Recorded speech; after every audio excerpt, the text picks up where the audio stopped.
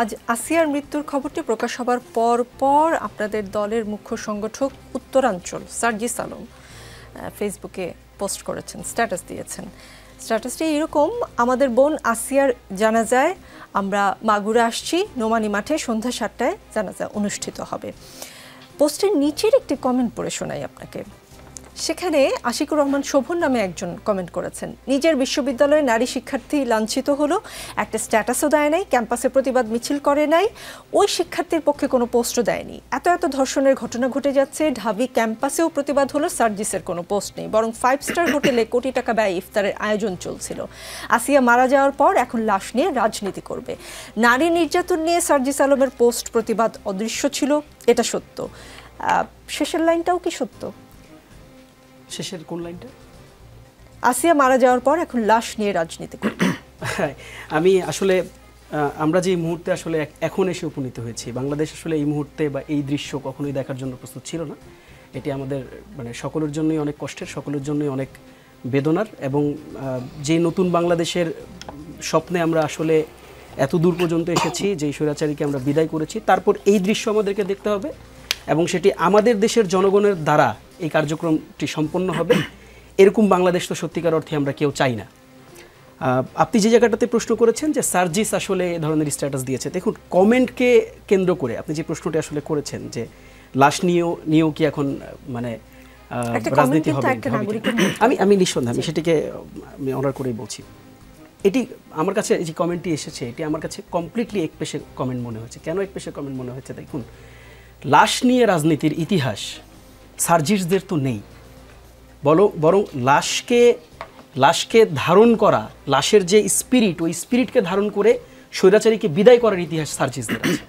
কাজেই লাশ নিয়ে সার্জিসরা রাজনীতি করবে বা হাসনাতরা রাজনীতি করবে, এটি যদি কেউ বলে, এটি তো বলার জন্য তার একটি গ্রাউন্ড লাগবে। আপনি দেখুন, একেবারেই অযাচিত তারা যেখান থেকে তিনি শুরু করেছেন যে তার বিশ্ববিদ্যালয়ে মেয়েদের তাদের উপর আক্রমণ হয়েছে, সেখানে নাকি প্রতিবাদ জানানো হয়নি। প্রত্যেকটি ঘটনায় বাংলাদেশে, আমি খুব স্পষ্টভাবে বলছি, বাংলাদেশে আমাদের রাজনৈতিক যে ইনিশিয়েটিভটি ছিল জাতীয় নাগরিক কমিটি, এবং তারপর সেখান থেকে যে দলটি এসেছে জাতীয় নাগরিক পার্টি, বৈষম্যবিরোধী ছাত্র আন্দোলন বলি, এবং আমি এখানে শুধুমাত্র আমাদেরকে আলাদা করতে চাই না, বরং আমি বাংলাদেশের সকল গণতান্ত্রিক রাজনৈতিক শক্তিকেও আমি এখানে একত্রিত করতে চাই। প্রত্যেকটি রাজনৈতিক দলকে আমরা এই প্রশ্নে, অ্যাটলিস্ট নারীদের সম্মানের প্রশ্নে, নারীদেরকে এগিয়ে নেওয়ার প্রশ্নে আমরা সংকীর্ণ মনা দেখিনি। অনেক ঘটনায় না সার্জিস আলমের আমরা 2 মিনিট পর স্ট্যাটাস দেখেছি, কিন্তু আসিয়া মারা যাওয়ার পর তার প্রথম স্ট্যাটাস, এবং তার নিচে আমি কমেন্টগুলো পড়ছিলাম যে রিয়াকশন কি হয়। এর আগেও আমি মন্তব্য দেখেছি যে এত কিছুতে তিনি 2 মিনিট পর স্ট্যাটাস দেন, কিন্তু এই ইস্যুতে তার বিশ্ববিদ্যালয়ে নারীরা নিগৃহীত হয়েছে সেই বিষয়ে তাদের কোনো অবস্থান নেই। কিন্তু আজকে আসিয়া মারা যাওয়ার পর স্ট্যাটাস দিলেন, এবং তখন তাদেরকে আমি দেখলাম যে মরদেহ দেখতে গিয়ে। দেখুন আমরা যে লেন্স থেকে এটি দেখছি, আমার কাছে কেন যেন মনে হচ্ছে যে এই লেন্সটি ইটসেলফ সংকীর্ণ একটি লেন্স। সার্জিস এই সংক্রান্ত বিষয়ে স্ট্যাটাস দেয়নি বলে আসলে এটাতে কি প্রমাণ হচ্ছে? এটাতে কি প্রমাণ হচ্ছে যে সার্জিস এই ঘটনাটাকে আসলে অ্যাড্রেস করছে না? ব্যাপারটা কিন্তু এটি প্রমাণিত হচ্ছে না, বরং সার্জিস যেই পার্টিকে ওন করে, আপনি সেটিও তো সার্জিসের বয়ান, সেটিও তো সার্জিসের কথা, এবং সার্জিস প্রত্যেকটি বিষয় ইভেনচুয়ালি বাংলাদেশের যতগুলো ঘটনা ঘটেছে আমি ওকে কখনো দেখিনি, আমি শুধুমাত্র ডিফেন্ড করার জন্য ডিফেন্ড করছি না এখানে।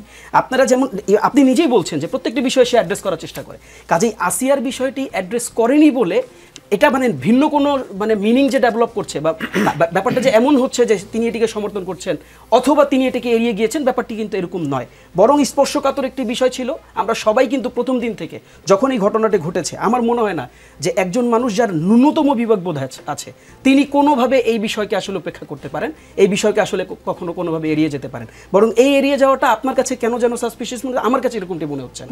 আর যিনি কমেন্ট করেছেন, আমি তার সম্মানার্থে আরেকটা ব্যাপার বলতে চাই।